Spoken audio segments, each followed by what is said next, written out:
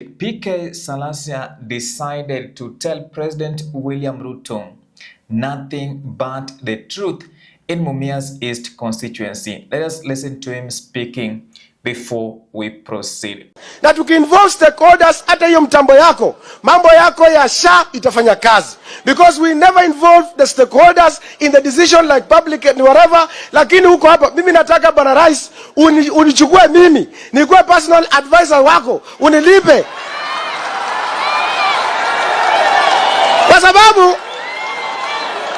kwa sababu Bwana Rais, hao watu wako wakwambiangi ukweli. Wanakuambia SHA inafanya kazi na haifanyi kazi. Wanakuambia new model inafanya kazi na haifanyi kazi. Bwana Rais, mimi nataka nikuambia kwamba wewe ni mtu ambaye uko na moyo wa kusaidia nchi ya Kenya. Lakini kuna makartels, matapeli wako katika serikali yako ambao hawataki ujue ukweli wa maneno. Mimi najua you are a God sent leader who was sent to come and save this nation. But kuna watu ambao wako hapo katikati wanataka kutumia wewe vibaya ili ya kwamba nchi yetu isonge mbele. Mimi nataka wakati unaingia katika ile kura ambayo nataka kura za civil servant, Bwana Rais, nataka usilete karibu. Kwa sababu hao wakora wamekudanganya ukafinya payslip ya Mkenya. And that's why you see Kenyans are bitter with you, Mheshimiwa Rais. Mimi nataka Rais, leo, siku ya leo, kuna hapa, asante sana, tuko hapa na wakulima wako hapa, tuko hapa na walimu. Mwalimu anaishi hapa Ushago, mwalimu anakatwa pesa ya affordable housing. Huyo mwalimu anaona kwamba he will never have a house. Sasa mimi nauliza Rais, ukikatwa huyu mtu kama huyu anakuwa na hasira, because we are in a capitalism country ambayo sio socialism. Na mimi nataka nikuulize, kabla tufike mwaka ujao, uende utoe ile pesa ya NSSF. Tuko na watu wako hapa wako katika ile bodi ya NSSF. NSSF haijaisaidia mtu Mkenya yeyote katika nchi yetu ya Kenya. Lakini kila siku wanaongeza pesa ya NSSF, Bwana Rais. Mimi Bwana Rais, nataka nikuulize, nataka uingie kitamu mwingine. Lakini nataka uize payslip ya mkulima ya Mkenya, na wewe utachaguliwa kuwa rais tena mara nyingine. Otherwise, asanteni sana. Na Rais, mimi nitakuunga mkono ukitoa hizo vitu. Asanteni sana. Now, these are of the members of parliament that President William Samoei Arap Ruto should be spending more time with, because they fear nothing. They will tell him nothing but the truth. And this is what President William Samoei Arap Ruto is missing in the Kenya Kwanza coalition, because those members of parliament are not telling William Ruto what is happening on the ground. The reality, some policies from the Kenya Kwanza government are unpopular, but nobody can dare tell President William Ruto what is taking place. You could hear the crowd cheering, because that is what is taking place. Wananchi wanateseka. And I want us to understand what PK Salasya is talking about. Health is very important. He's talking about the Social Health Authority. It is not working. But those members of parliament who are close to the head of state, they are afraid to tell the president that this is the problem. Let us fix the Social Health Authority. Let us take care of the health system. Let us make Kenyans to afford a health service, despite the fact it is a devolved function. But nobody can dare tell William Ruto the truth. And this is dangerous to President William Ruto. Tell me, you have just heard how the crowd was cheering. That means in 2027, Kenyans will vote against President William Samoei Arap Ruto.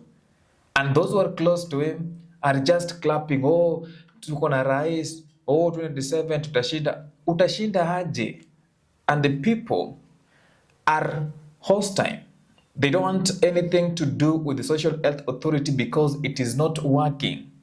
But you can't even tell William Ruto that let us fix this thing before it is too late. And the Kenyans will vote against William Ruto based on that. He's talking about the new university funding model. And by the way, The new university funding model, and I must confirm this because yesterday, Prime Cabinet Secretary Musalia Mudavadi admitted that there is a problem. Kenyans cannot understand what the government is doing because they don't communicate effectively. And that is why they are receiving beating on social media and also from mainstream media.